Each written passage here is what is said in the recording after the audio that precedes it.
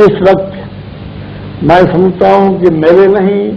آپ حضرات کے یا کسی اور اللہ کے بندے کے عمل نے یہ صورت اختیار کی، اعمالنا ہم مالنا، جیسا کہ حضرت سیدنا علی کرم اللہ تعالیٰ وجہ کا فرمان ہے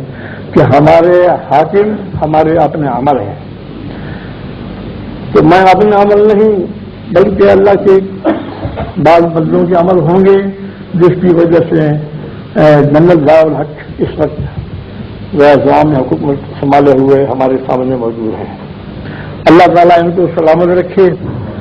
اور وہی کرم شاہ صاحب نے جیسا فرمایا ہے، ہماری دعائیں اور ہماری تقلید یا تابعداری وہی مشروط ہوگی کہ اگر انہوں نے اسلامی آئین کے لیے کوشش کی اور جیسا کہ کر رہے ہیں اور آخر تک انہوں نے اسلامی آئین پر اپنی آخری سانس تک انہوں نے یہ مساعی کیے، تو ہم